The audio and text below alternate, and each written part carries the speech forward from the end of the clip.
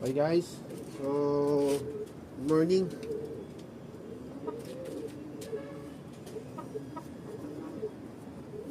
So habang nagpapatoka tayo tsaka nagparonda rin kasi may pumasok sa loob.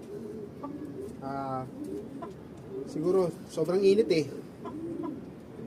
Meron pa nga ako isa lumilipad oh. May ilang sa bubong. Pero ito parang lock niya.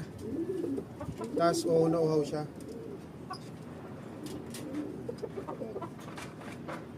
So grizzle, kak. Tingin ko kak eh. Ayan. So pag check ko ng ring, kala ko nga kay Boss Jerry kasi mga grizzle niya. Pero hindi naman pupunta dito yun. Ayan, may clip na pink 54.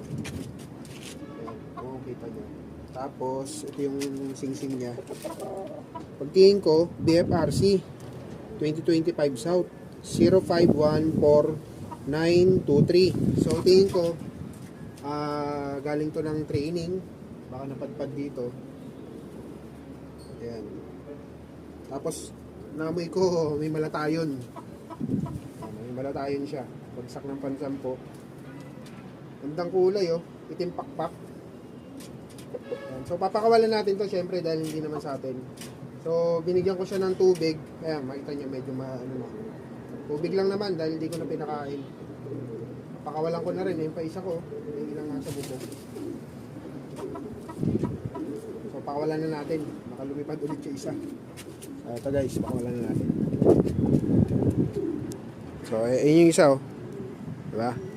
So ito yung pumasok sa loob natin. Ayan. Pearl Eye. Ayan, BFRC ring. Ay! Uy! Ayun guys, diba? Oh. Parang nga eh. Tapos parang sanay siya sa trapdoor eh. Wow. May isa ko, lumilipad tuloy. Pag pumasok ulit siya dyan, try ko patukain. Ayun o, ganyan. Diba? Dagit na parang bahay niya na. Ganda ng kulay. Parang good grease. Ganda. Kaso syempre, hindi naman sa atin to. So, wala eh. Anuhin ko ulit yan, papakawalan ulit natin yan. Pag pumasok. Pero mukhang papasok oh.